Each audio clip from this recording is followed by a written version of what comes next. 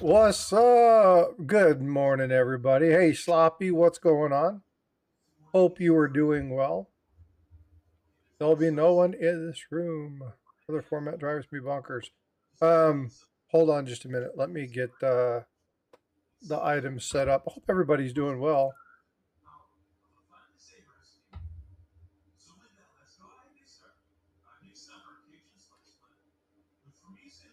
Let's go ahead and just say hi to Paula and Eric. Hey, you two, how are you doing?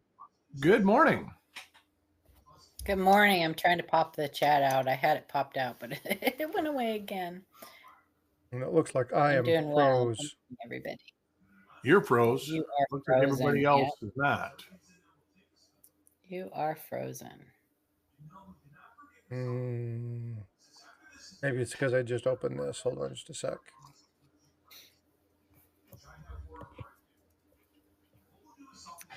Which one is this? There we go. Let's see if that's any better. Yeah. Whenever I'm open up Microsoft Edge, the resources go through the roof and it locks me up. So. And you got a supercomputer. How can it do that? It's the resource hog. I'm doing 2 different platforms and it bogs me up. Plus, we've got I'm competing with my son's streaming right now, so.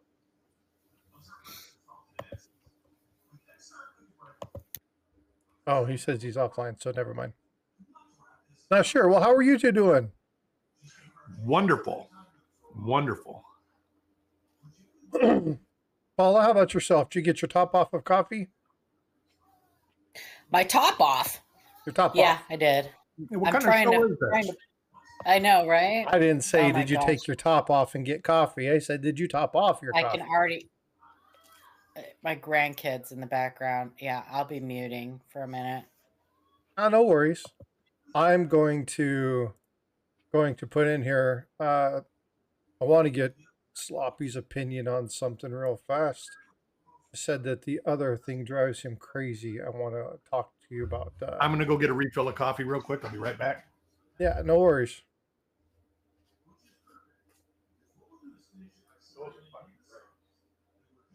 Trying to pop out my chats for some reason.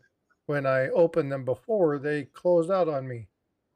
Hey, Scotty, how you doing? Good to see you. Sloppy, Siren, what's going on? Silver Spur, Amy, Harold, good to see you all. Thank you all for coming in and saying how do you do. I definitely appreciate that. What's up, Wolf Metal? How you doing, man? I was a Frosty statue for a little bit, but I think I am back now. Let's verify this. Yeah, it looks like I'm back now. You're back. Very cool. And if I was only partially back, would I be a halfback? Halfback. Speaking of, fullback right now. Go Navy. Navy whooped on Army last night. Yay. Yep. Pulled out an amazing third and fourth quarter. Beat them 31-13. Absolutely fabulous. Well, 31-13 was where I left it off. But that was very cool. It was very fun to see that. Good morning, Amy. All right. So let's see. Silver Spur, good to see you. Good morning.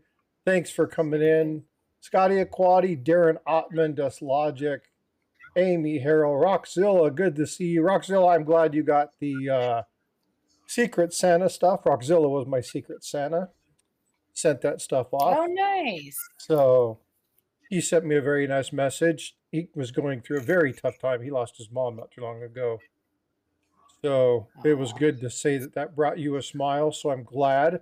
Thanks, Eric. Eric just gifted 5 new memberships, and I think I'm going to follow that kindness up with my own. Let's gift 5 myself. So Gatita was gifted a membership. Darren, Ronald Smith, Silver Addiction, Jay Sonata, and then I gifted 5. Command Execute, that's an interesting name. Lady Bluegrass, Vincent, Coin Sense, and Nonsense. I like that name, by the way. And Lori Amarista. Congratulations on getting memberships. Let's go. All right. Very cool. So, what's up? What's that? Sorry about that. I thought it was all set up, and then it popped up, and none of my chats were showing up. They turned blank. So, well, cool. There's a couple things that I want to go over this morning, and I'm going to share these with you. One of these, and I shared this with them just a second ago, and I thought this was really cool. And I want to kind of talk about this. Why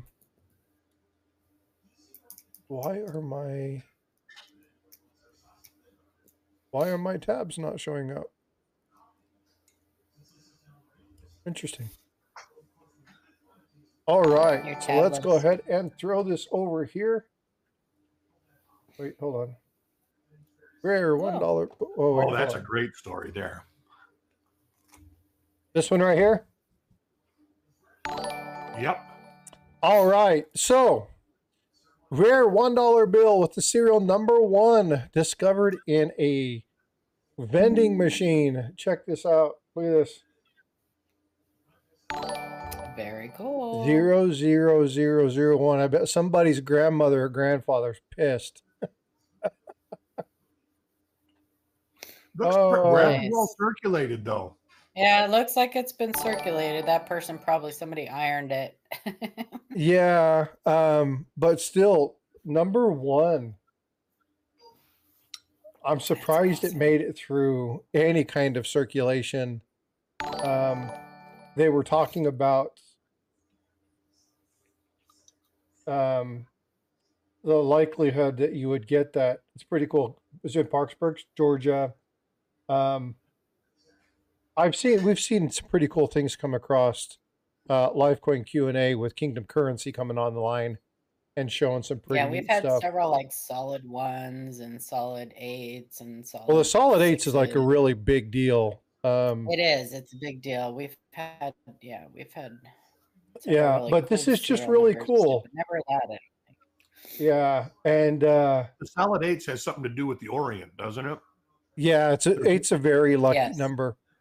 Yeah. Yeah. So, but I thought that was pretty cool. I thought that was something that came out a few days ago, but I thought that was pretty cool. You find some stuff from vending machines. So there is stuff out there. When you get money, you get change, and you go look through it. This is one thing we talk about this kind of stuff a lot. You'll never find this paying with a credit card. Looks like it's 2003. It is 2003. Yes, Logic. Yeah. Yeah, it is a 2003 F8A138. So, but you can only get this by using cash. Now, obviously the person that found this was the operator of the vending machine, but still, how cool would that be? Pretty neat stuff. What's up, Jack Gallman? Good to see you, brother. Yeah, very, very cool. Yeah, 8s and 88s Yaks Nav are extremely popular in China. Well, not just China, it's Japan in general. It's a very lucky number. So that was pretty cool. The other thing that I wanted to share with you, how many, by a raise of hands, how many people of you guys like the Beatles? You give me a thumbs up or stuff like that. If you guys are interested in the Beatles, the Royal Mint is going to be putting out a new one honoring Paul McCartney. So there's going to be a new Paul McCartney round that's going to be coming out. And they're going to be doing a special one for a very large coin. And this is from Coin World. You guys can go look that up. I'll put the link here down below. But they're going to be doing another one for a really huge coin. I'm trying to remember what size it was. 5-pound piece, 2-ounce gold.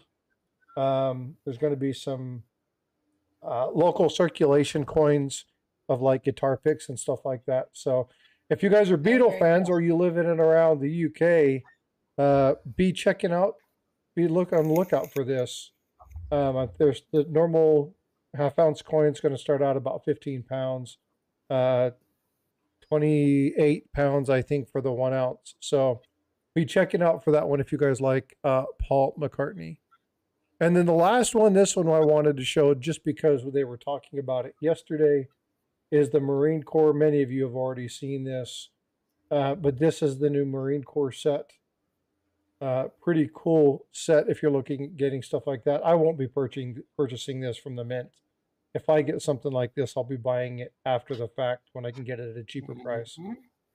But they have a ton of events. So if you know somebody who's in the military, who served in the Marines, they've got a whole bunch of foundations, and I wanted to show this with you here. All Veterans Affairs offices are going to have cake cutting ceremonies for the Marines. They'll talk about the dates. Those will be released. I've got something from my VA on this, which is one reason I wanted to share this. Marines across America are going to be doing a showcase. They'll be having distributions and things set up. So be checking your local areas. And then again, the Marine will be showing up at various sporting events and stuff, celebrating their anniversary and doing that. So if you get the opportunity, or if you know anybody who is a Marine vet and you guys are in or around those areas, make sure you go and check those out. So I wanted to just share those with you this morning, just because yesterday somebody had talked about the Marine Corps medal. I did find they have a new iconic ship. I won't bore you with that one. It's the HML Belfast. It's a 925 silver, but it's really cool. High relief, really neat piece. So a lot of really cool things coming up. Ernest Edwards says, my late father Moses Edwards is a USMC. Outstanding. Yeah, but a lot of cool stuff. I know we have a lot of different people in here who serve our military and enjoy different events regardless, with that esprit de corps. So I wanted to share that with you. If you guys are interested in it, I can post dates, times, locations for some of the events. So if that's something you're interested in, please let me know, and we'll connect on that. And I will add the iconic Navy vessels that's coming out from the Royal Mint. It's just a cool ship. It's just a cool ship. So I'll put the in the description later on. I'll put that link in there so you can see that. So those are just some of the things I wanted to show you. So what do you guys have going on today? Anything fun? Nope. Fixing the last hole in my ceiling from Hurricane Ian. Oh boy. No, that's a good one. The big stuff has been done. This was just a hole that's like 25 by 30 inches where a branch came through. And it didn't do any other damage, so I waited till the end. It should have been the first one I fixed, but it's the last one. And I think it's more because I have to try to blend texturing, and I'm not looking forward to it, so I've just been procrastinating. Kevin W., thank you for the subscription. Appreciate that. Besides that, nothing. Looking at coins. I have been a coin attributing machine. Hey, speaking of, Eric, you had a bunch of working hub doubling on those. A lot of it. Oh, every one actually. Yeah. Every coin had it. Now there's some that are not working hub, and there's a working hub on the reverse and obverse, according to Wexler. According to Wiles, there's not. Well, there for sure is one on the obverse. So I'm not sure. I've got one that is definitely a great listable DDR, and I've got one that I consider a great listable DDO. Yeah. Why don't you pull a couple of them up? All right. There's one that I want to look at where there was the like a lot of the re-engraving that was done, a lot of the touch-up work around the dates. On the initials? Have a variety, I don't think. Around In God We Trust. 949 just gifted 5 memberships. Outstanding. 949. Thank you so very much. I definitely appreciate that. Let me go wash my hands because I just ate an apple fritter and I might have grease on them. Yeah, no worries. That's probably a really good idea. So 949 just gifted 5 memberships. New England Cajun Roots reseller. Titanium Justin, Silver Paws, Crafty Dragon, and Dizzy Giraffe coins were all gifted memberships. Thank you so much, 9 for 9. You should see your name pop up on the side saying, hey, 9 for 9 Designs is a generous membership gifter. So thank you so much. Sorcerer Stan, what's going on, brother? How are you? Good to see you. Thank you for coming in and gracing us with your presence. Much appreciation. Hope you all are doing really well this morning. So what Eric's going to be showing you, and again, looking at some of the things that we find, especially with Livecoin Q&A taking a little bit of time off for the holidays to do some amazing things. I want to showcase some of the stuff that we're finding over at Copper Coins. 2 reasons. Number one, Chuck and I have been talking, I think next week, Chuck and I are going to house a stream where we're going to be talking about some misinformation. He's going to be correcting some things that he's been seeing. So I believe, I got to confirm with him, but I believe either Saturday or Sunday, I think Saturday, he's going to be coming up and we're going to be talking about some items.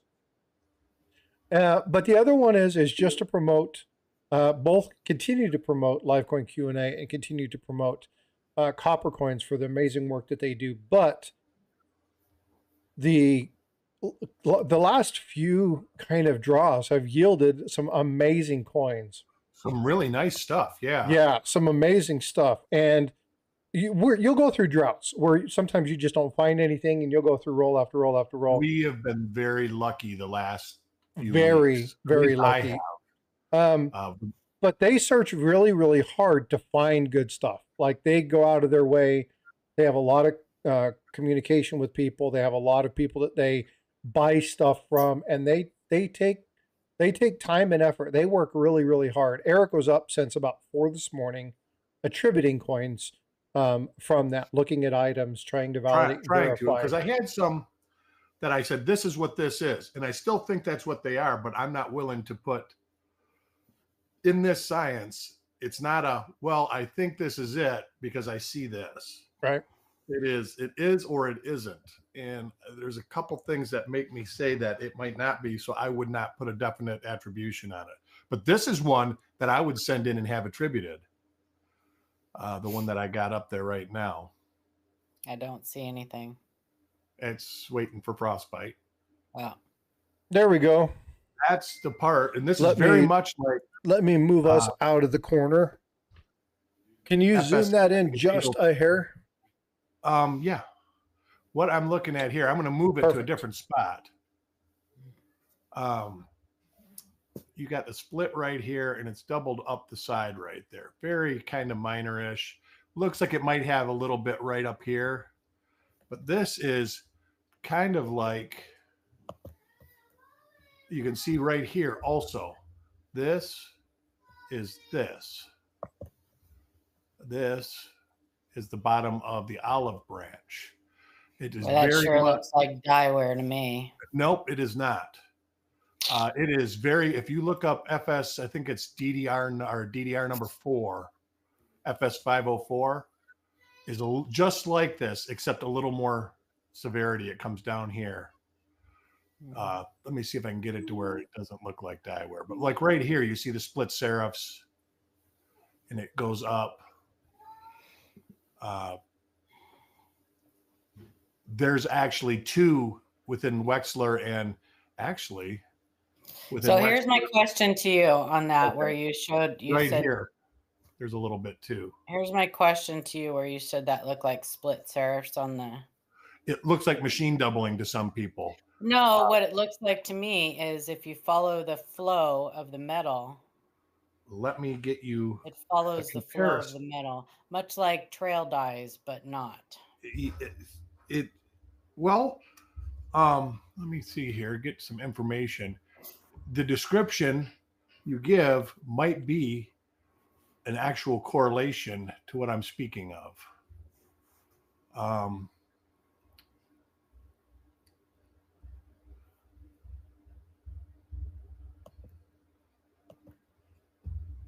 That's cool, Eric. I'll have to go check that out. Eric Matt says he just posted something over on the Discord channel. offset. I believe this is a class 4 right there. And right here. Like I say, look up, go to Variety Vista. And let me find it here. And you look up, it's DDR number 7. And you will see, while it's much stronger. Oh, that's not the same though. On the olive branch, on the bottom of the olive branch, it is very much the same. It's just not as strong. And on the bottom of the torch, it is the same. Now, this is different, but we're going to go here.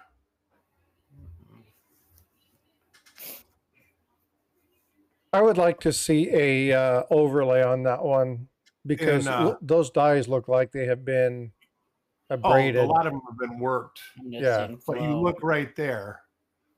You see the same shape, but it's not moved over with the pivot. And of course, there's no pivoting here or offset. But this might be the coin that you were talking about, Frosty. Nope. No. Oh, you'll know it as soon as you see it. It's like stands out like a sore thumb. For sure, a double die. There's 5 of them. I mean, they're exactly the same. That is not like any form of ejection or die wear.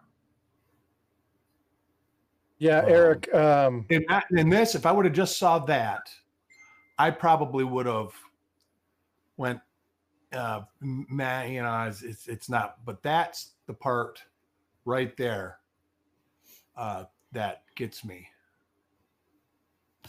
And then you look in the M of unum, and you have the extra thickness on the side of the unum.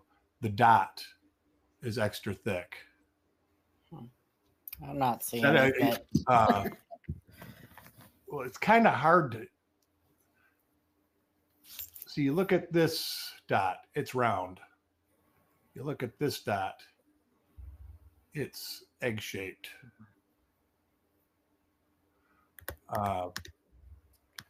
Is it fabulous? It's not, but it is what it is. Out of all the, I mean, and there's one I'll put one under here that you can see real well as a DDR, and Wiles would list it, and I don't think that Wexler would list it. I think Wexler has a theory about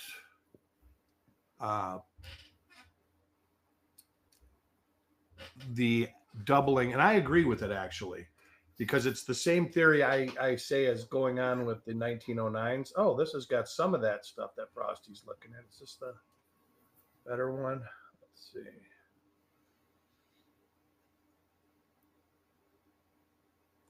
Which one is the better one?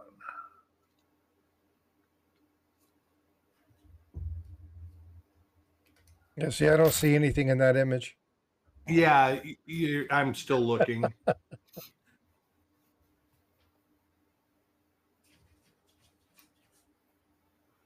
There. That's actually a triple die reverse. And I think that, and it's not listed anywhere. Hurry up, get in here.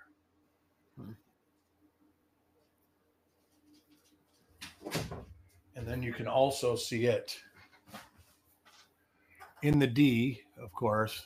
It's kind of harder to see at that angle, but you can see it at the bottom of the D, bottom of the I. There are a lot of them. But then you look at E pluribus, and you can see this right here on E pluribus, and you can see it on the R, on the I. It's got the little like tappy pull. This is a pretty decent one. See, now this, I would say, is die wear right there. It presents itself different.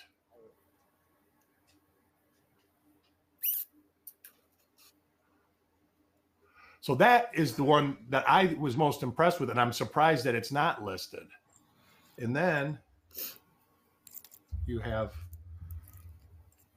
let me find the double die obverse.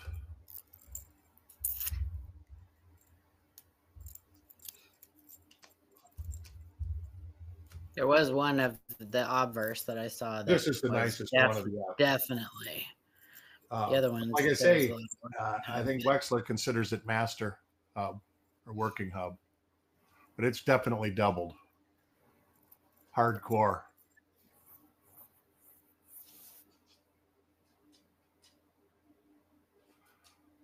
But you can see it even on trust.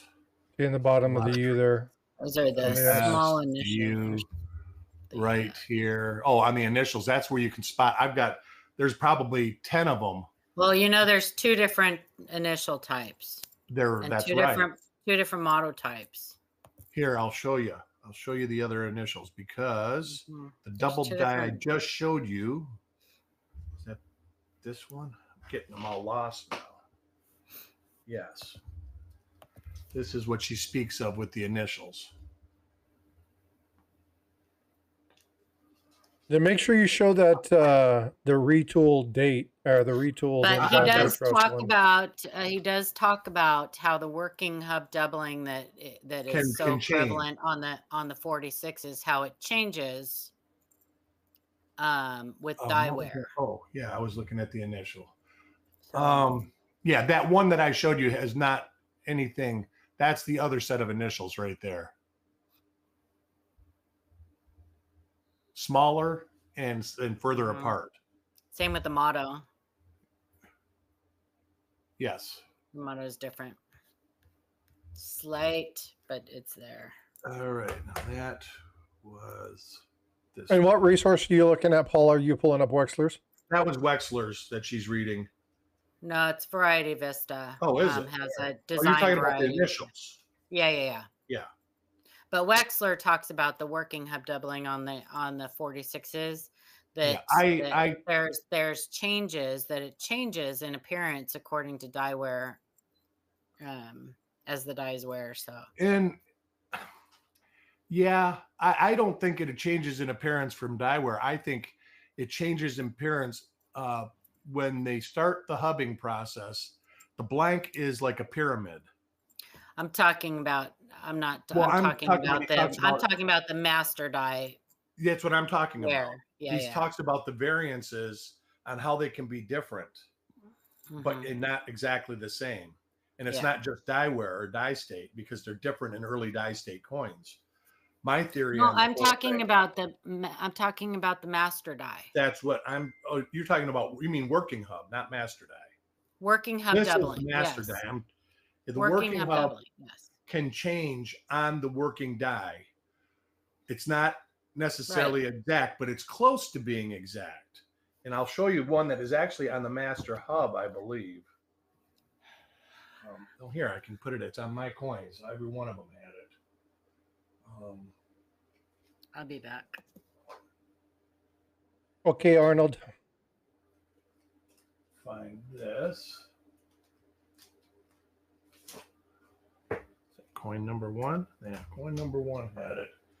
This is I'm for sure is master die or working hub.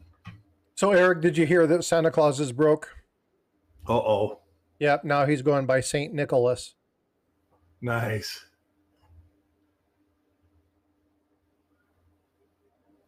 There you go, right there.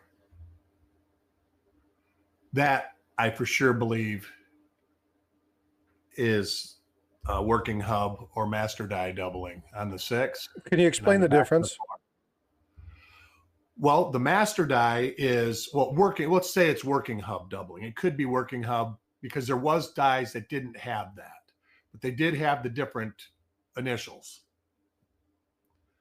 So if it's a working hub, it was put into the working hub by the master die, yes.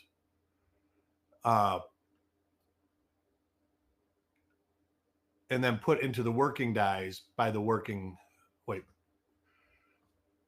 hub, master die, working die, I think. I'm getting confused, but you can see the doubling here. Every coin in that roll, except for like 6, had this doubling. And they were different die pairs. At first, I thought this was a minor double die. Master die, working hub, working die. Right. Yeah. No, it would be Master die, working hub. Master die, working hub, working hub, working die. No, it would be master die, master hub, working hub. No, master hub, master die. Well, anyways, we know it, but master hub is the first. Yep. Master die, working Galvano's hub, the first. working die. All right. Master then, hub. all right. Yeah. All right. All right. So anyways, this would be transferred to probably the master die when it was being hubbed from the master hub. Yes, that's right. Master hub. It would be from the master die to the working hub. Right. That's this. This come from the master die to the working hub because 90% of the coins have the doubling on the 6 and on the back of the 4. So let's take a minute and talk about how we know that. So it's very important that people understand the minting process, because understanding the minting process, you're going to be able to identify how these things are done. And I know there's people. The only way to know it is to identify multiple dies. That's it. So you got this one right here.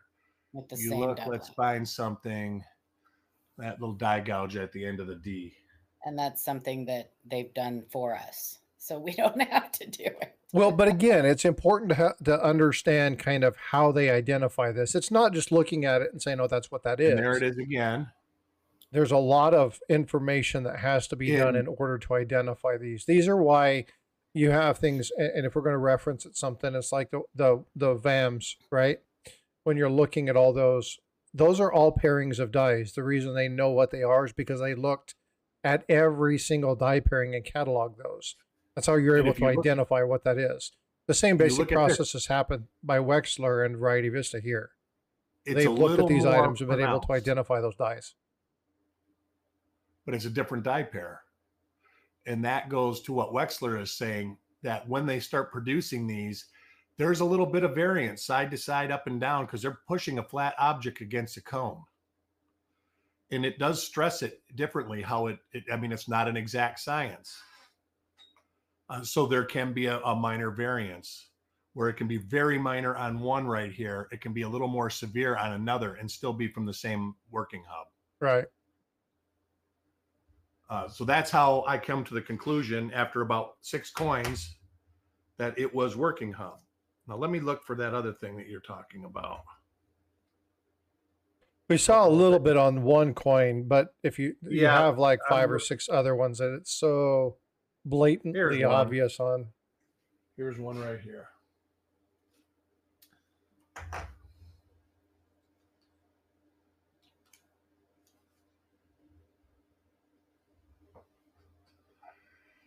And there again is the doubling.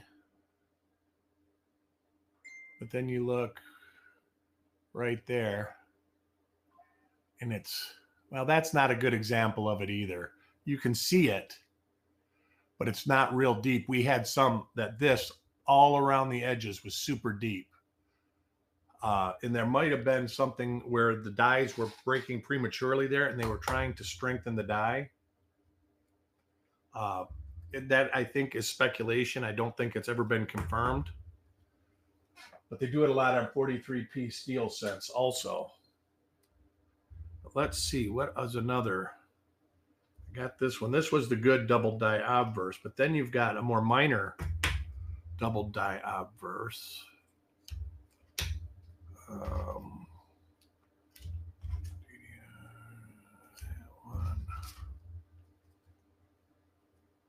There's one right there. There's another one. This goes here. Sorry, I'm talking to myself. I'm trying to keep these in order. No, I understand it. You got 50 coins to sort through, so.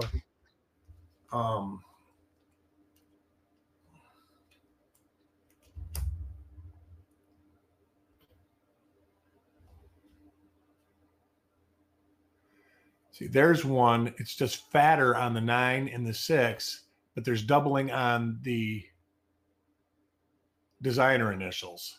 This is one that for sure John Wexler's definition would cover. He would not list it. I mean, there's just very little doubling here, a little bit down on the R, and a little bit here, but you can see it kind of tapers off real Now the W has quite a bit of doubling on it. Thanks, Dan, for doing that. I appreciate it. But yeah, it showed up. But there was 2 of these, and then there was, let's see what this is.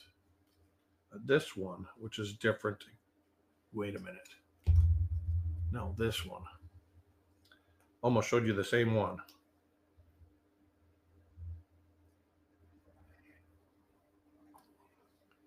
There's another one, even though the doubling, that's got pretty serious doubling. In the thing, it's like the 43. This indicates it's doubled. So this is another one that probably is listable. Let's see if I can get a better picture. They're really hard to see unless you get the light exactly right. This doesn't have a lot of doubling on trust.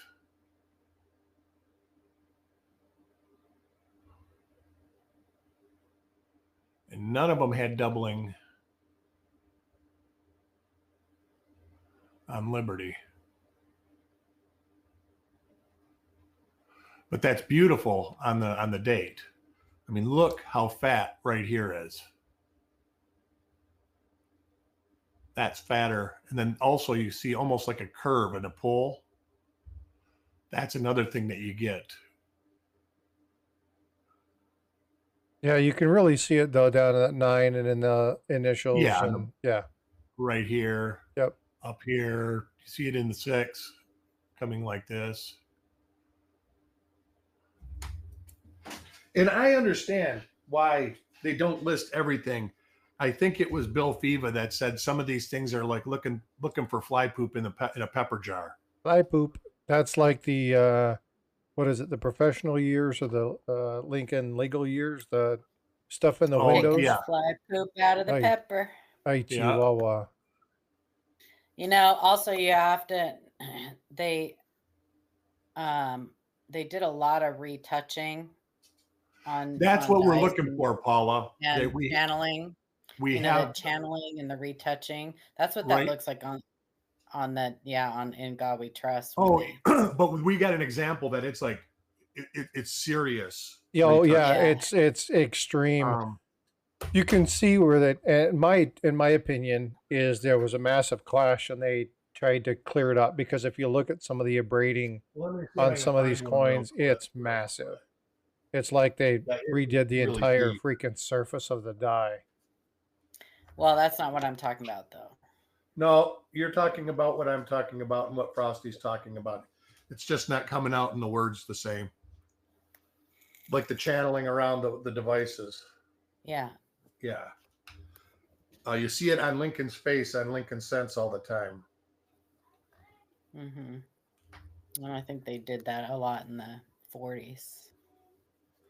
Well, it was probably a die making technique that the die maker at the time, that was the head die maker, he was the one that made the decisions. And then eventually they fixed it on the, from the Galvano all the way on. That goes to what we're talking about, those meetings that the Mint has.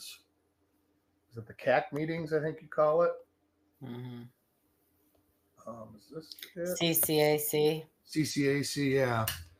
When he says the die life will be this was a way to prolong the die life. Yep. I think that's one, but cheap back then. That was post-war too, so they were, probably trying to save on steel and everything. Well, the amount of steel, I was in manufacturing my whole life. The amount of steel it takes to make one of these dies is insignificant. So I doubt that it's the actual price of the steel. It's more of a labor type thing, I think.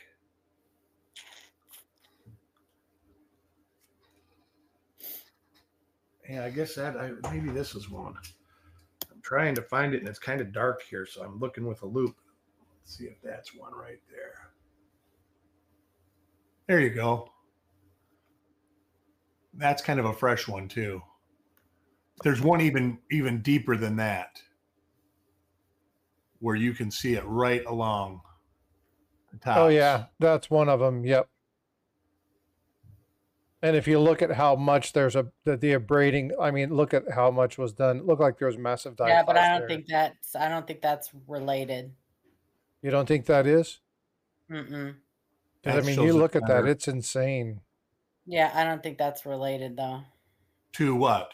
To the die abrasion. No, I think it's trying to strengthen. The dies were breaking right here. They were breaking into here too. Matter of fact, this is all still got a little break right there. But there's one that's even deeper than that. It is really deep, and it's definitely, it was that polished, engraved down. Oh crap. Yeah, Southern Coin says he sees that on Memorial Sense a lot, where they're trying to fix the dies. And on the 40s wheat sense, 40s nickels also has a lot of it. Oh God. Have a good day, Stan. Thanks for popping in. I appreciate you, brother. So ultimately, I came up with 2 attributions, but I'm going to have to put them on the tag with a question mark, because I'm not willing to commit per se. But that one on the bottom of the branch, that would be one that I would probably send in.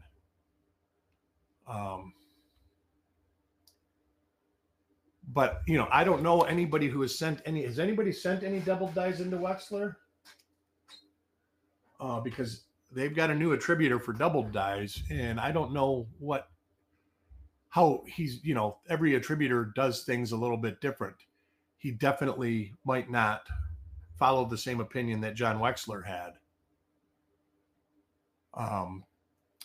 So I guess it would be a crapshoot at best. But something tells me, let me see what he's listed. I think he just listed a bunch of double dies. What are you presenting anything today? Do you guys have any of the reveals going on today? I do not. My last reveal is tomorrow at 5:00. Chuck has reveals left to do, but I'm not sure what his schedule is. All right. There is a lot of, let's see if there's anything that would correlate to this. I'm not seeing it.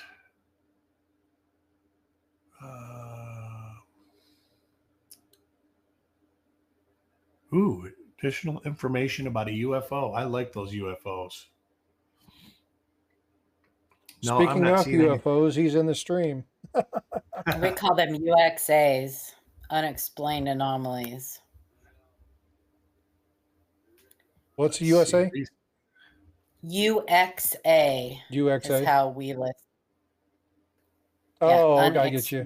Anomalies. Mm-hmm. All quarters. Now, what did he say about your quarters that you? Oh, here's one. 46. Well, Tanner Scott and I don't agree on those completely yet. He says they're individual listings, doesn't he? He'll come around. No, I'm just not convinced that they are not a master die issue. And that, here you go. That is my point exactly that I've been making this whole time. Is one attributor can say, this most definitely is this. And another one can go, meh, I don't think so. Well, that's why I'm not arguing with you, because it's, you have the coins in hand. I'm seeing photos. I'm not seeing the same thing you're seeing. So we're not going to agree. So what's the point? But even that doubling on the date. I told you I saw a couple that you showed that I definitely agree with. And that's the way I feel. Working die doubled, but, they're definitely double dies, but then there's some that fall under the definition of what Wexler does. But if you go to Kaneka has a bunch of them listed that look just like it. I just can't. There's listing. There's listing. A lot of times you see things that Wexler lists that Wiles doesn't, and vice versa. Oh, all the time, because they don't get the opportunity to look at the same coins. Yeah. So, and even if they do, they don't always agree. So that's right. Yeah. That's right. And that ultimately goes back to the whole hobby and being subjectiveness in the hobby. What one person feels and sees, everything, it's always opinions. And yes, there's some science behind the opinions. Yeah. Well, there has to be, right? But, right. Yeah. But it doesn't mean that you'll always come to the same conclusion, you know? Yeah.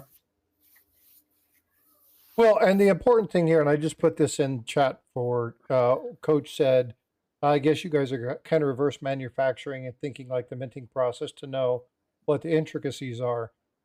Yeah, there's a couple things you have to do. Number one, you have to have multiple coins. Number two, you have to have multiple resources. And you don't have to do exactly what we're doing here, which is talking through why you think it is, why you think it isn't. Right. Multiple coins just help. Yeah. The thing that's really important about having conversations like this is Paula may understand something really, really well that Eric is good on. Eric may understand a history of something that maybe Paula doesn't know all the details on. I'm here to observe and to kind of clarify some of the nuance and say, hey, what does that mean? Let's explain to everybody what that means. And by having that conversation, you have to choose a side and stick with it. And, and that's you just have to do that.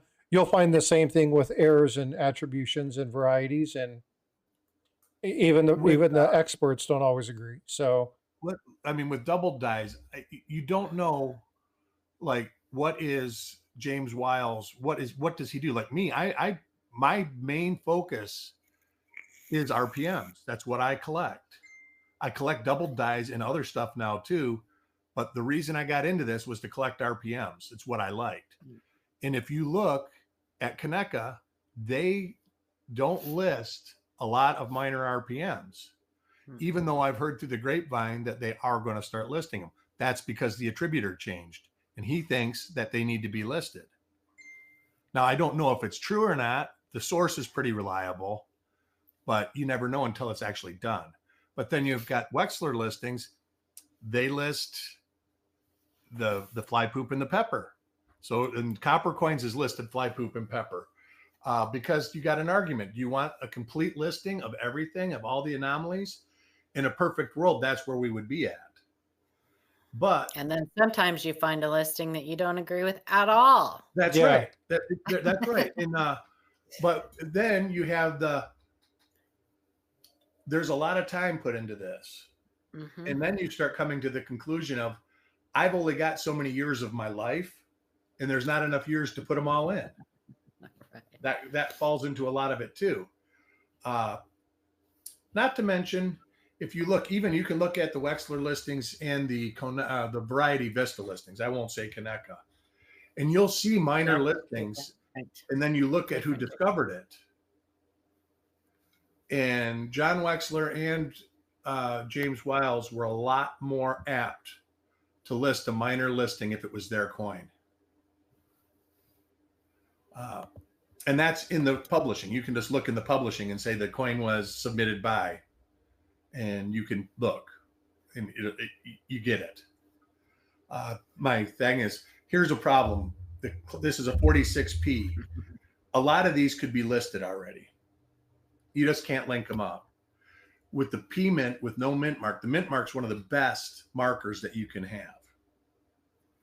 It eliminates or pulls it together 90% before you even look at anything else. Because the mint marks are all in different places. They didn't have a template. It just said, here, it's got to go below the date, or it's got to go here.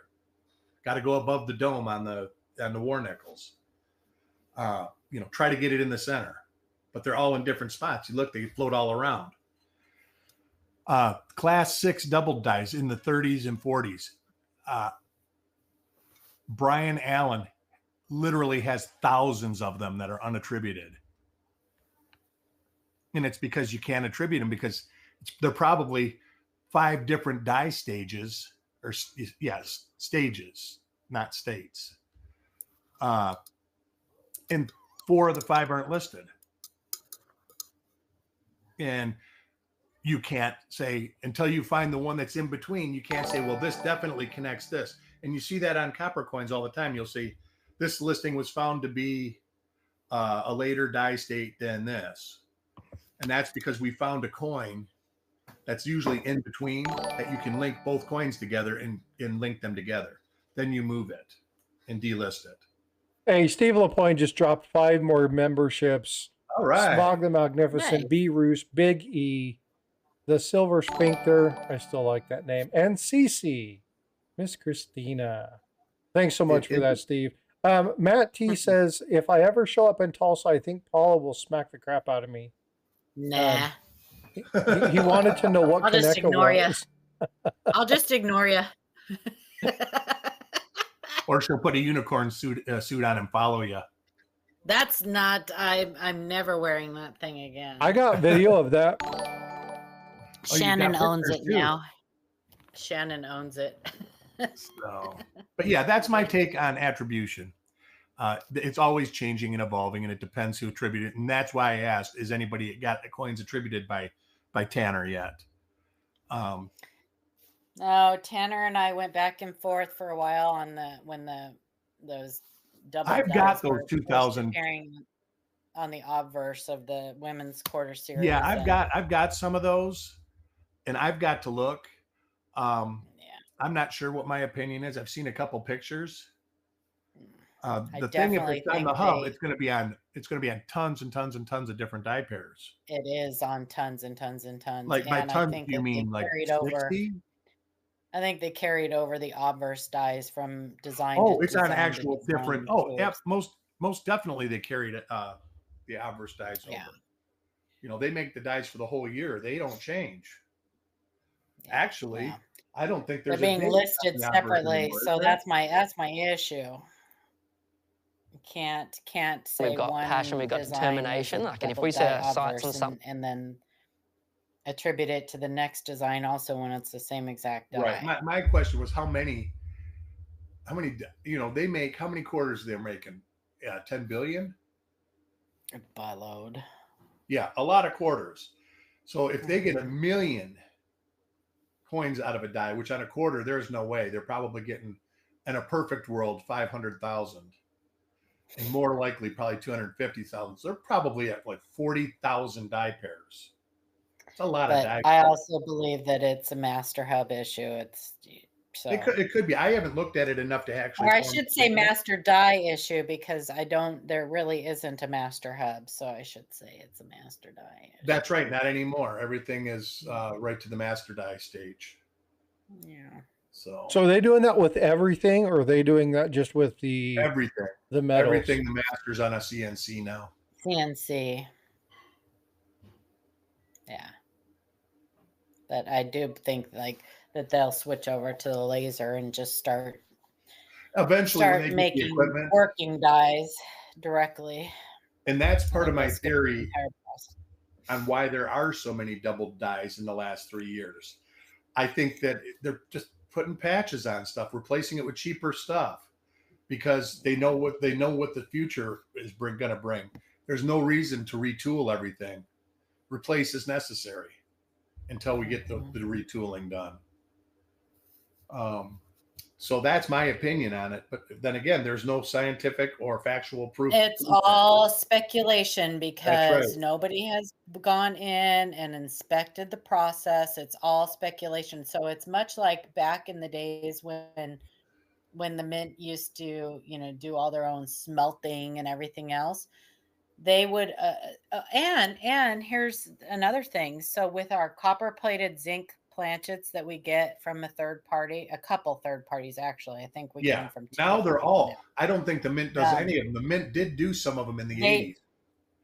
Nobody has ever been allowed to go. No, they've never done the copper-plated zinc since. I thought they did in 82, 83, and 84. And then they've always farmed them out. They've always got them from a third party. And the people that we get them from have never allowed anybody in to see the actual process. So all of that is also speculation.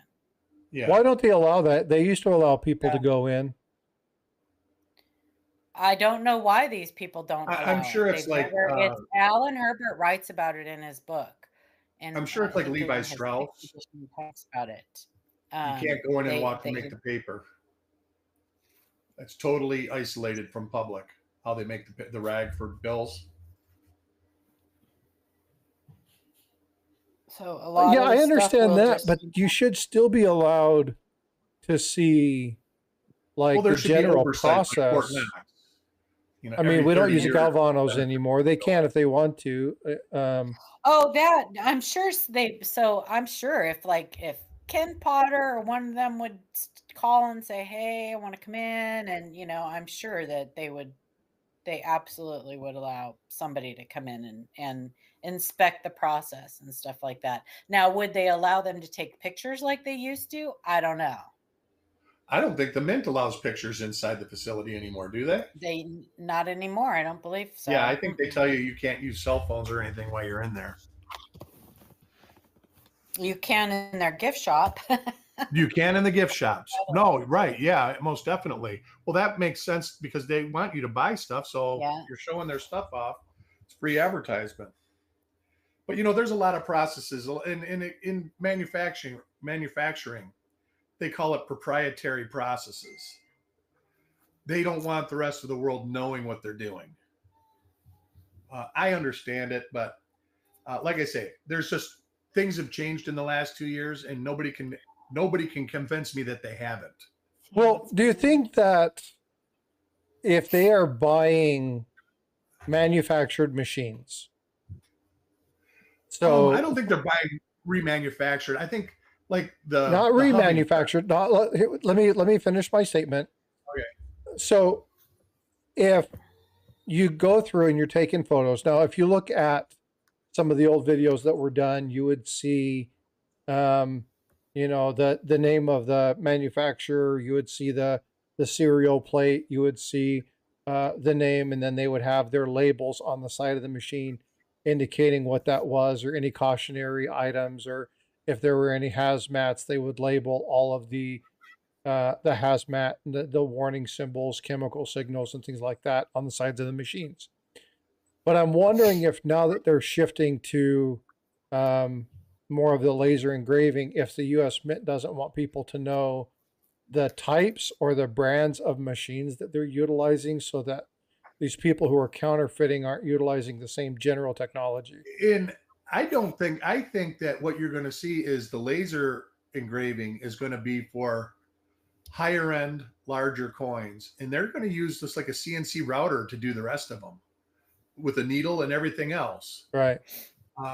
Just because that technology, I can remember my son used to run a CNC router to make like game pieces out of nylon and wood and stuff like that.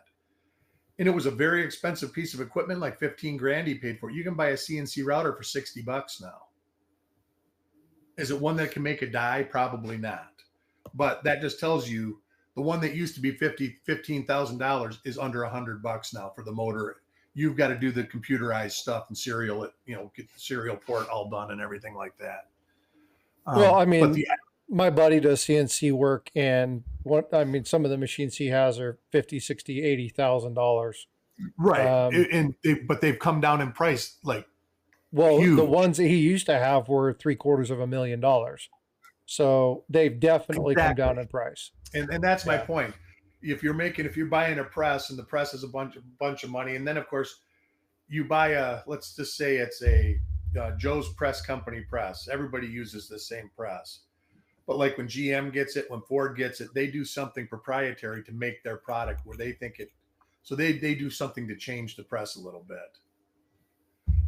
And see, I'm wondering if it's that they just don't want to give out information. I think it would be nice to be able to get in. I think another thing that would be really cool is to be able to get into the gold facility and see the gold again in Fort Knox. Well, I would love to be able to go in and see how the entire process of the copper plated zinc planchets. I would love to see that, because we get these, unplated and partially plated and all this other stuff that I don't always agree with when they come about.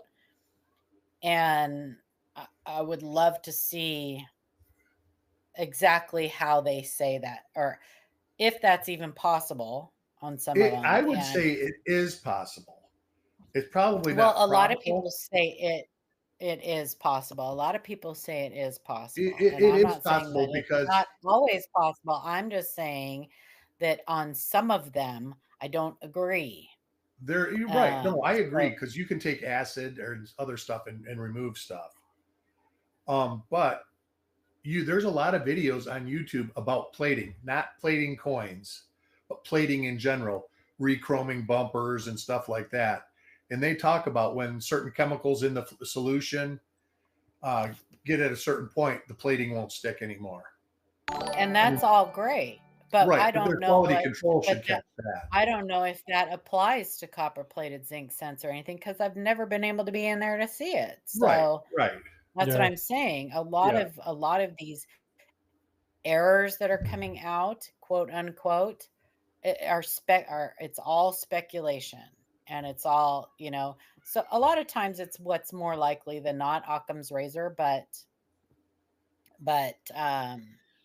without actually seeing the process, it's hard to say for sure. That's where I am with the double dyes. I think and here's just a speculation. They start out, I think the first single squeeze press was 150 tons. And they weren't single squeezing. They were single squeezing up to nickels at that. Couldn't get the quarters and the $50 and all the other stuff to single squeeze yet. Finally, they get it up to 220 tons. And most of the time, $50 will single squeeze. There's still times where they don't. And then, of course, that did come out in an interview that if they have to re-squeeze it, they re-squeeze it. They don't scrap it because it's not totally hubbed. They will re-hub it. So I want to call out a couple of things real quick. Tiger Stacker, Steve LaPointe, 9 for 9. Each just dropped $5 super chats. Thank you guys so much for the support. Much appreciated. Yeah. And my thing is hey, that 220 ton press bit the dust. Well, we can fix it. We can put a new pump on it or whatever. But the only pump we can get is 140 ton. Well, put the 140 ton on it, and we'll just hub everything twice. Because we're getting new equipment anyways. That's my theory. Because you go from 1 or 2 to 5 double dyes a year to 100. Something changed. Even 2024, there's no nickels out there. Nobody can find nickels, but yet there's 10 double dye reverses listed already. So they're and look at all the quarters. Look at all the quarters. Exactly. Yeah. Look at all the quarter double dyes that are coming out, and they're not terrible double dyes. Some of them are kind of nice. I just wish I had the. Yeah, but when they are that abundant. Right. Well, that goes to what I'm saying? The big ones, and you don't list the fly poop, but then you got the purists that say, hey, we don't want to list it all. This is where the problem arises. Yeah, I get both sides. Certain people on YouTube doing videos about these double dyes that are selling on eBay for big money and blah blah blah blah blah blah blah. But they don't understand. Thanks, Tiger. These are extremely abundant, and the likelihood is that they are not actual working hub double dyes. That they are probably somewhere up higher in the process, and they will end up being so common that they just don't understand. Another issue was it Washington crossing the Delaware quarters. The first couple dye chips on the Washington crossing the Delaware, they were going for $100 a piece. And it's like everyone had a dye chip. They're probably not even related to that crown. I think that crown dye break, I think that was probably a more catastrophic event. I don't think that there was a real slow progress to that. So I think that many of the dye chips that you see on those are completely separate events, separate dyes. Most definitely. That's a part of the dye. When you talk about the re-engraving, that's a part of the dye. They do that to strengthen it because there's catastrophic failures in that spot all the time. You look at LP2. Everybody knows the formative year, the log splitter. On the O of 1 and on the C of cent and on the shoulder, the dyes broke there all the time. Almost every one you look at, or the forehead crack. Yep, the forehead cracks all the time. Almost every single listing has a northwest dye crack on the forehead. Well, that's like when the women's quarters first came out, there was a dye crack, and I called it right in the beginning. I'm sorry, I'm patting myself on the back a little bit, but I did call it right in the beginning when these dye chips in the corner of his mouth started appearing. I said, I will bet you anything that is just a very weak area of the dye. And if you'll notice, they're less, anyway, if you'll notice, they're less prevalent now than they were, because I think that they strengthened that area on the dyes. But thanks, Breakcan, for the gifted memberships. Boy, the memberships are flying. The membership again. Yeah, we're on a train. It's flying, y'all. Thank you so much for the support. Nasty ass got one. Anyway, you are right, Paula. But that goes to a lot of the stuff. But usually when a design comes out, like the next women's quarters, the first few dye chips and dye cracks, they're going to sell for $100 for no reason at all, because they're going to be plentiful. Yeah, the problem though that you get is these people who get a little stiffy and they do videos about how, oh my gosh, did you see the new dye chip on the blah blah blah blah blah, and everybody goes out and starts spending a ton of money on these things, and what's going on is that you're listening to someone who really has no idea what they're talking about. They're pushing the L on the rims too. Instead of giving you good information and telling you, hang on, wait a minute, don't spend your money. Yeah. Chuck the lurker too, by the way. Oh yeah, Chuck lurks all the time. Chuck's a lurker. So he goes to these streams when he says he wants to get on and he wants to straighten a few things out. Well, that's because he's heard some stuff that obviously, he told me it petrified him, the stuff he was hearing. Yeah. Yes. Yeah. And, Chuck, welcome to my world, Chuck. Yeah. It's been his world for a long time. No, it's my world. I mean, I get email. Chuck just for a long time, and I know for a fact for a long time, Chuck avoided that kind of stuff. Oh, he does. That's why he's not on Facebook. It raised his blood pressure so high. So yeah, that's why he's not on Facebook. I'm not on Facebook. I don't answer questions on Facebook for that exact reason. Because you can tell somebody what it is, and you'll have 10 people tell you why you're wrong and why it isn't what it is. 90% of the information you guys hear out there is garbage. So find people that you know what they're talking about and just stick with them. I see the blind leading the blind all the time. Like they'll do these streams and they'll have a panel of people up there, and it's just the blind leading the blind. Someone will be searching coins, and every coin they find, someone's telling them, oh my God, you've got this, and that's worth $1 million, and you should have that graded, and blah, blah, blah, blah. Right. Well, like Frostbyte, you and me, we have differing opinions on certain things. Yeah. But it's not wrong type opinions. The base of the information is the same. Fundamentally, we are the same. It's when you start getting into little tangents, and that's like everything in life. When you start getting into, it's too minor, or is it this, or is it that? Could it be this, or could it be that? There's another attribution thing. The best attributors in the world, some of them go by the adage, I'm going to list it until it's proven that it's wrong. And then it gets proven wrong, and then they take it down. Others will say, I'm not going to list it because this is what I feel. And if somebody can prove me right, I'll list it. And then that happens too. Yeah. Copper Owl says, Copperall says, I recently went to an LCS and heard the owner tell the next guy in the door that if he heard it on the internet, it's complete BS. For the most part, that's probably not wrong. There are some decent channels out there. I don't want everybody thinking that we're smashing every channel that's out there. No, there's tons of decent information tons of crap out there. Yeah, tons of crap. And that's one of the things that Chuck wants to talk about. Because the bad ones overshadow the good ones. And that's because they tell people what they truly want to hear. That's the thing. They're shopping. Yeah, people shop for answers. This is one thing that Paula and them hear all the time on Livecoin. And that is people shopping for answers. They do the same thing within mental health. I've got friends that are counselors. I used to work with counselors in substance abuse programs.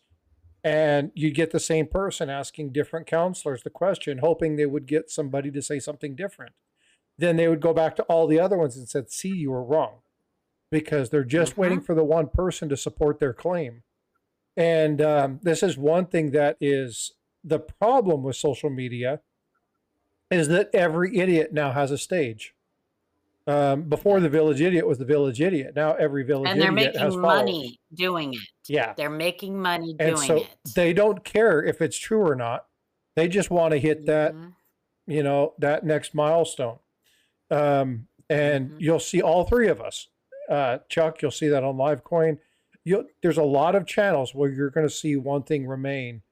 And they'll tell you, sorry, that's not what it is. I know it's going to cost me a sell, or I know that it's going to cost me some money, and I'm sorry that, I'm not giving you what you want to hear. But I would much rather somebody be honest with me and me realize that I'm not going to go to other people, make a fool of myself. A lot of people don't want that. They don't want to be, they don't want to be wrong. And you'll never learn by doing everything right every time. And so this is why when I ask, people have the attention span of an ant. They have the attention span of an ant. They want a 30-second video to tell them what they want, and then that's it. And so they hear someone say, hey, you can find this 1955 double die in your pocket, and that's it. Then they click and they move on. They don't want it. They don't stay to hear the entire story. They just read the thumbnail. You know what I mean? Yeah. Okay. Well, but again, we've talked about this. We've talked about benefits and the downfalls of AI. There are some really good things that can be done with AI. I use AI in my normal day-to-day work to research information and to pull data from multiple sources. Obviously, you always have to validate and verify, but it helps go and pull things really, really quickly. There are some advents to AI that work, but when you're trying to pull up information on errors and varieties, 99% of the time it's wrong. You may get some good information, but if you let AI build you a video, it may not even show you the right coin. And we see this all the time on channels. This amazing 1909 double die, and they're showing you a 1955 double die. Right. If you let AI build the video, you're in trouble. If you build a video with AI, you're still going to have a lot of work. It's almost as much work as you building the video yourself. In some cases, more. Yeah. So that's what I'm saying. Yeah. So why use AI? So that's the problem with AI. It's not AI. It's the person using the AI. Marley and T, what's up? Good to see you. Hey. Aw, hi, sweet thing. She must be on the... They're over on the portrait side. Yeah, if you want to come over to landscape, it's pinned up at the top. But yeah, so I don't want to knock AI. There's some really cool things.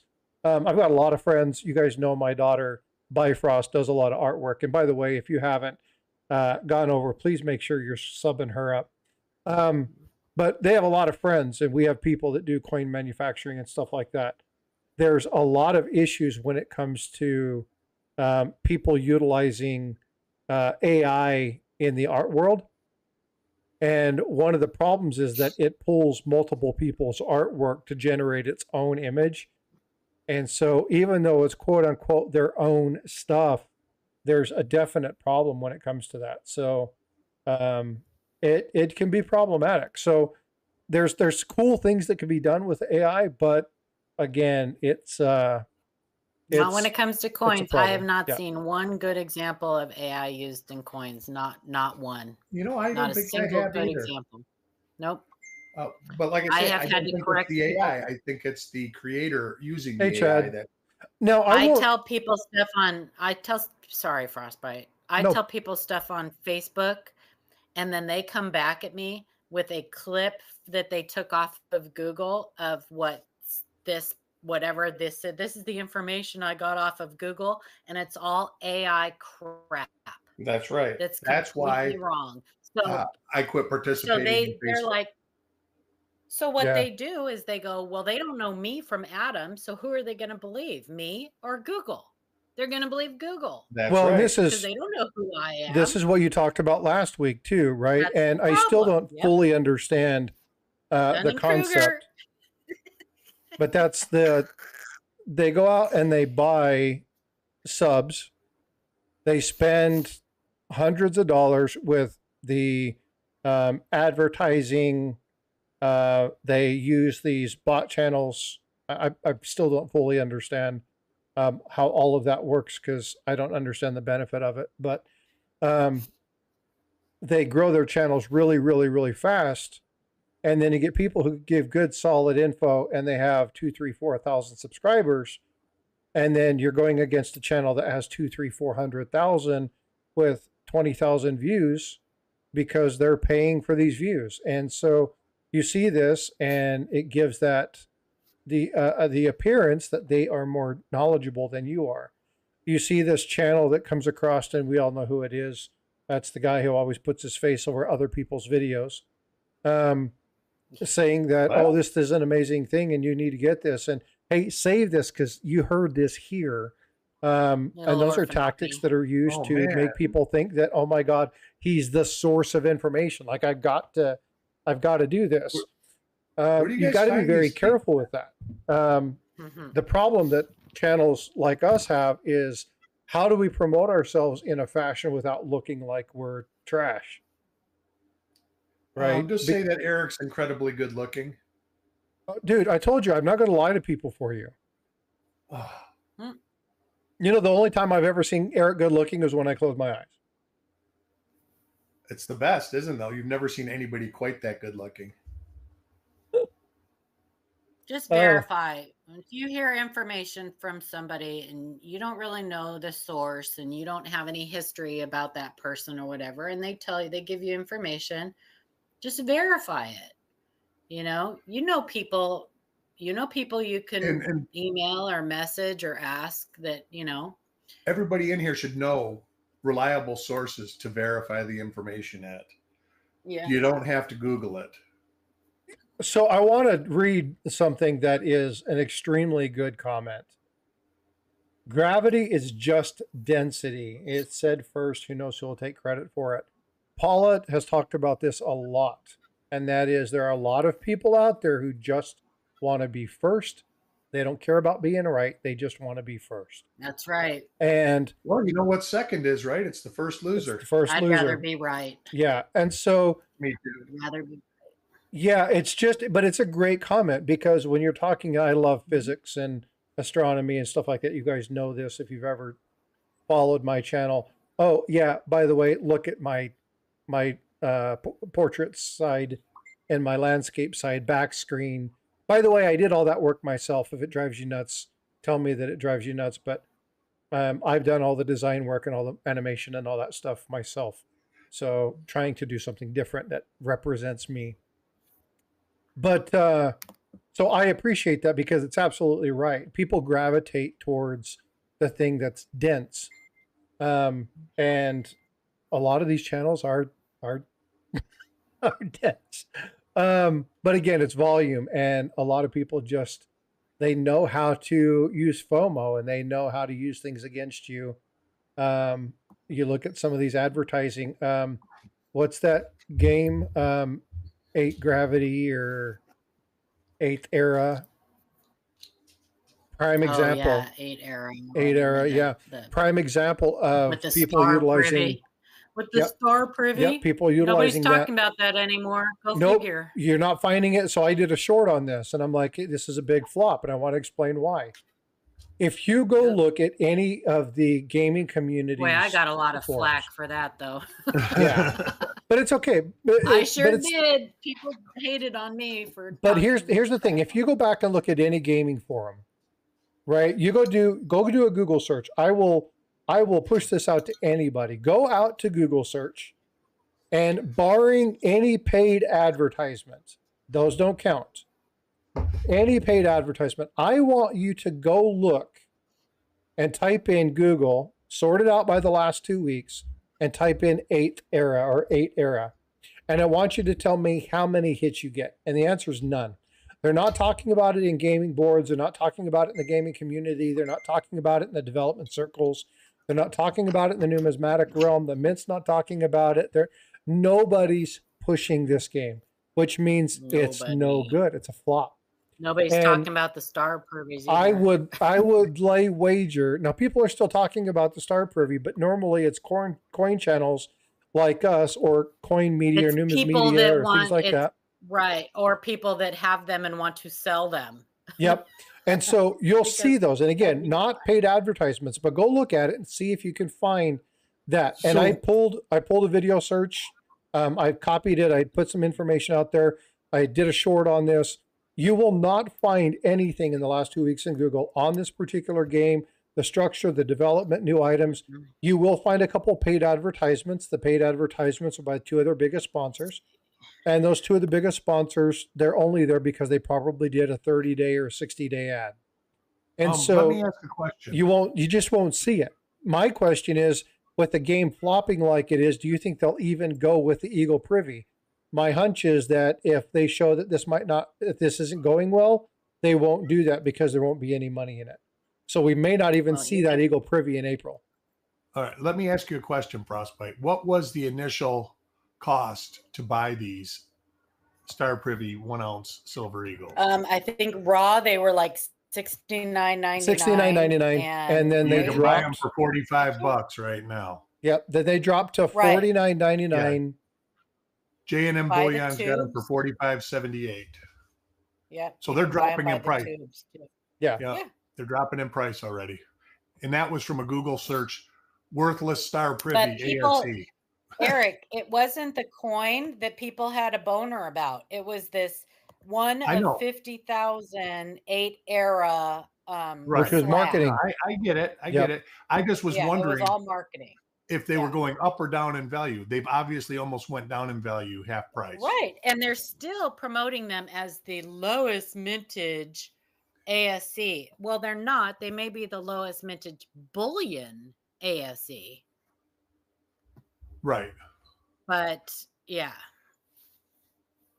And they're, how long are they? How long? I want to see how long they will be for sale before they sell out, or if they ever sell out. And I like it. It's plural. Yeah, again, but these are just these things that you need to be careful with. People will utilize. Now, and this is why I talk so much about the 8th era guy. And excuse me, I'm getting up in my camera to position myself a little better. This is why I was so on this 8th era dude. He owned and was the president of this collectible association. So he did this for 30 years. He understands marketing, understands what people like, and he used all those tools against people in order to sell this game. And it was all marketing. It was all, hold on just a sec.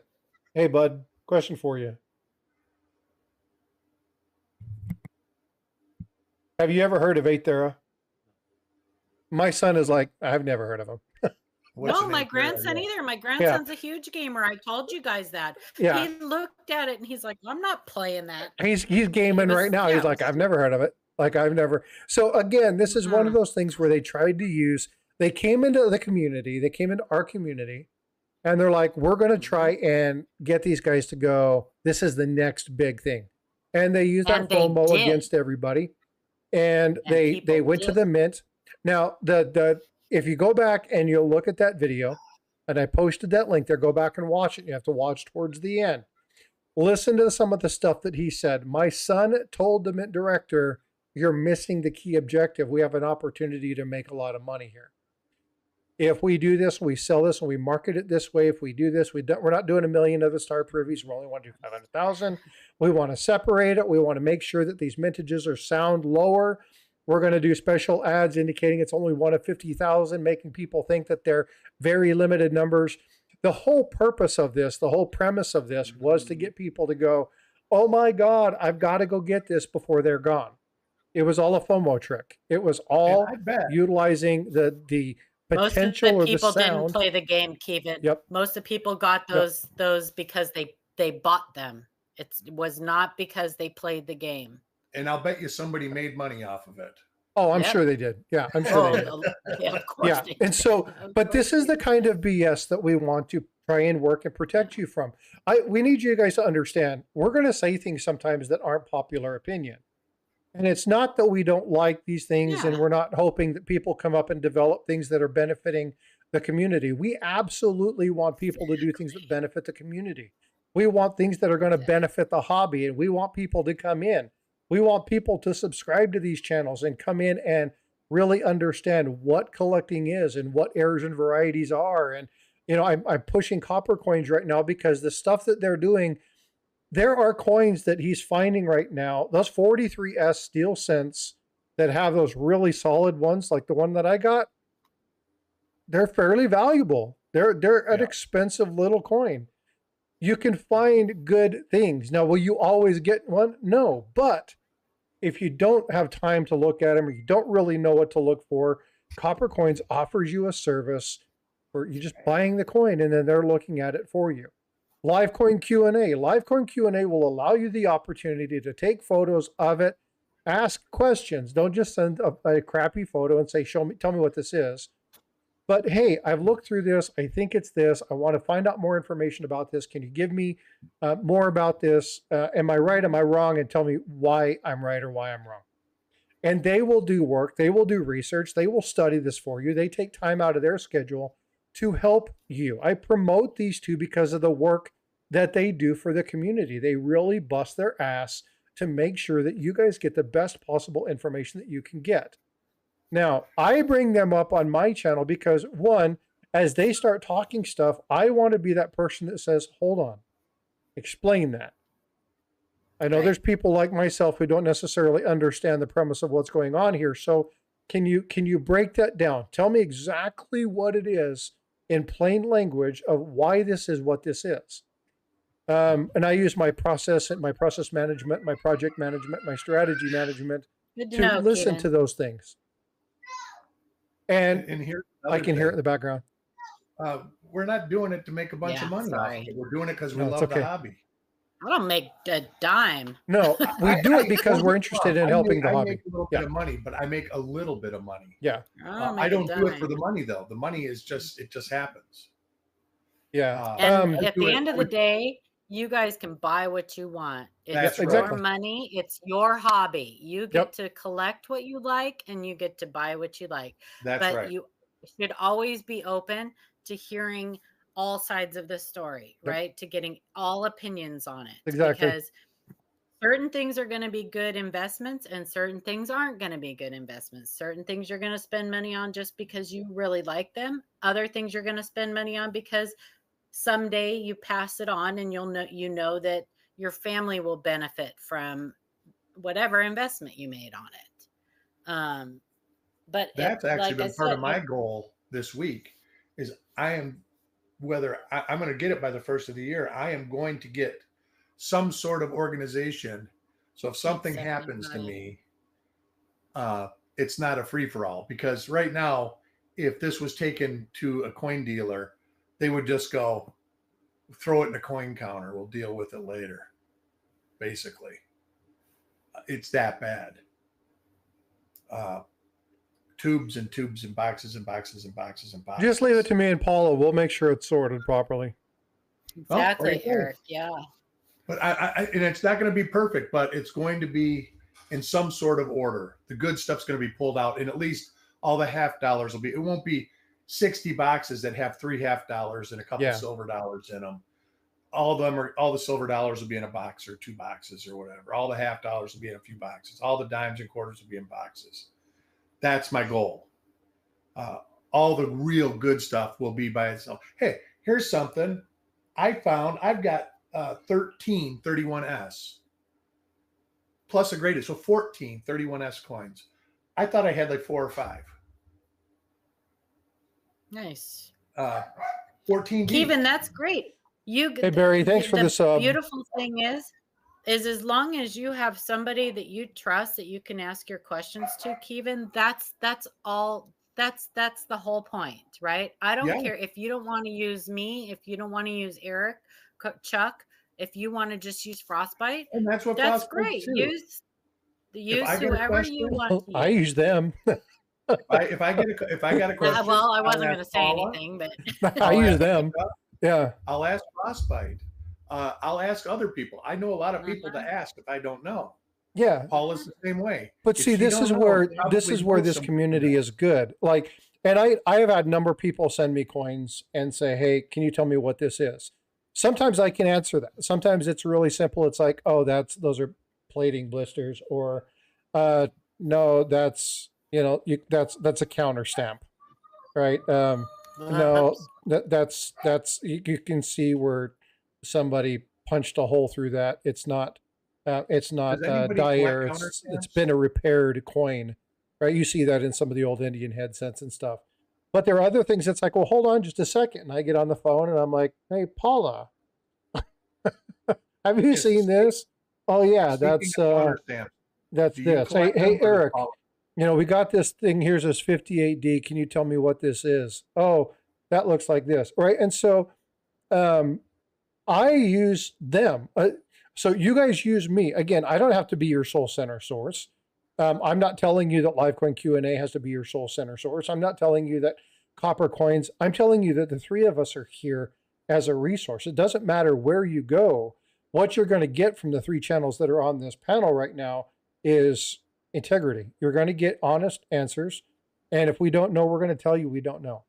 And we're going to either get the answer from somebody we do know, or we're going to connect you to somebody that does. I don't want to be somebody's only source. My goal is to help you learn how to learn yourself, learn how to find the information yourself, learn how to do your own research, or get to the point where you don't have to ask me questions.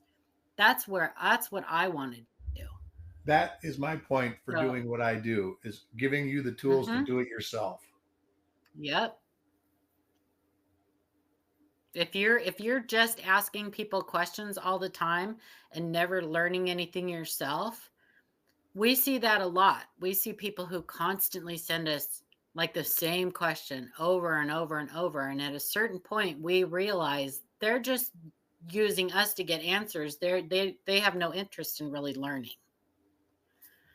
And that gets frustrating because we want people, you'll see it on our channel, people that started out in the not hardly knowing anything, and then now they send us amazing finds all the time. Coin junkie.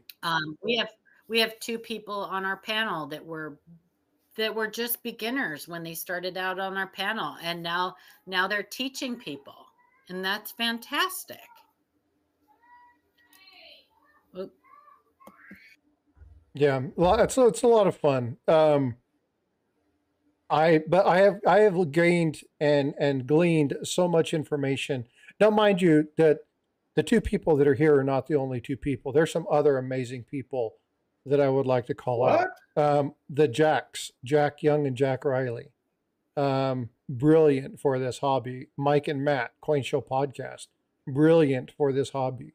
I love to lurk in their broadcasts. They do some amazing things. They have some amazing people on. They really they have a good way of talking about stuff. They're corny, so I get along with them on that end. But you look at Joe, I was about to say Joe Rogan.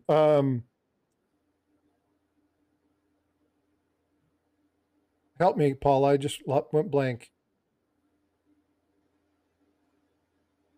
Henning. Joe Cronin. Joe Cronin. Oh, Joe Cronin? Joe Cronin. Yeah, sorry, I was busy typing to That's Invisible okay. Ranch. Again, Invisible River Ranch. another brilliant gentleman, like really does a lot of good hard work. There's tons of amazing channels out there that that don't do a lot of self promotion. They're out there in other people's streams. They're out there on other people's channels. They're monitoring certain things and they report on them. And if you guys go jump into, and I don't like Facebook at all, but I love going into Jack Young's Fun with Counterfeits and just looking at some of the stuff and what is it, and asking some questions. Some of it I understand, some of it I get, some of it I can see, but some of it I just don't understand. Like, what are you seeing here? And then he'll send me the resource and say, read this, look at this. Yeah, shameless self-promotion here. I'm doing another interview with Jack Young on counterfeit. Yeah, I gathered that. He told me that he needed to update his slides. Yeah, he did. He just sent me an email this morning, an updated email. So I'm going to be doing one on counterfeit Morgans. So he's got a 1921 CC and a couple other, stuff. Are you going to talk to him about the new non-Morgan? That's what he's doing it on, the Morgans. The non-Morgan. Not Morgans. The not Morgans. Yeah. That's what he's doing it on. He just found a new slab, a new one that cool stuff. And Morgan on the. So there's a lot of great information out there. But folks, what I really like is that I would never have been able to see some of the collections. I wouldn't have been able to see if it wasn't for Chuck and Eric. Being able to watch some of their kickback, have fun, drink a beer session with some of their buddies, and go over tons of crazy cool coins. I wouldn't have gotten that opportunity if I wouldn't have been associated with Copper Coins. Looking at Livecoin Q&A and some of the people that they've had, looking at things like Kingdom Currency when it comes to understanding dollar bills, or when it came to looking at Jack Young, right? Or the short snorters. Yeah, we're gonna have him back on too. Yeah, I love that the Kingdom Currency guy. That guy blew my mind. We're gonna have oh my gosh, I always forget his name. Short snorter. The gentleman. Yeah. The short snorter guy was great. Yeah. The guy that did the math in his head though of probability. I was just like, my brain just went boom. Sam. I was like, really? And I'm kind of a mathematical. Yeah, Sam, he's so I go pretty quick at it. But this is why. All right, Elle, have a great day. Thanks for coming in and modding. I much love, much appreciation for you. Thank you. But yeah, there's so many cool opportunities for us to learn from people who really know, that really are the expert in the field. And Livecoin Q&A has really been able to present some amazing things. Coin Show podcast, if you haven't gone and look at some of the stuff that they did, their interview with Ventress Gibson was really cool. But they had some other amazing, and I can't remember his boss's name. That interview was a very nice interview. It was very well done. Who? The Mr. Written, the gray sheet guy. The interview that they did, I can't remember his name. I'll have to pull it up. Yeah, I'm terrible with names. But look at the interviews that they did. Coin Show podcast is a lot of solid information talking about, what's happening and what's going on and what isn't and what is there. And I like it when they show some of the cool things that they have. There's just some amazing informational channels. Now we've got tons of channels in the community who are great and they're fun to be around. We have some great channels that do auctions, and it doesn't matter what platform they are. They do auctions. They're fun to go in and find items. So sometimes they're good price, sometimes they're not. Understand what you're getting if you're going to go into those. So go in prepared. There's channels out there that do metal detecting and salvaging and pouring, and so we have a bunch of amazing people in this hobby. But make sure that when you're there, you're listening for information. My grandfather used to tell me, listen to everybody, but trust none of them, verify everything, right? Like if you hear something, go find your own bend on it. Find out if it's true. So, you know, just do your due diligence. That's all I can say. Did you see Ash's comment? Well, yeah. Well, my mom was a my mom was a vampire and my dad was a snowman. Well, they called me Frostbyte. Oh my gosh. Yeah, it's another reason my wife and I don't do foreplay because I totally melt.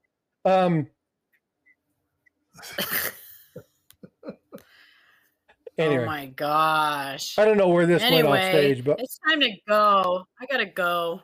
I gotta go. Yeah, I'm going to be wrapping things up. Eric and Paul, as always, thanks so much for the discussion. I enjoyed today's episode. It was fun. Heck yeah. No, I said I wasn't going to do this, but I'm going to show this just because I love this coin. This is the HML Belfast. That's cute. Ooh, that's pretty. I really like this. Again, the Royal Mint is putting out some amazing. If you order it now, you'll probably have it by Monday. Is it bimetallic or what is it? Like bronze and silver or? It is 925. It is made of where's the details? I mean, 92 struck on 92 fine silver and finished to proof. But it's bimetallic, right? Yeah, I'm not sure what. It's probably a plating. I'll look and find. Oh, here we go.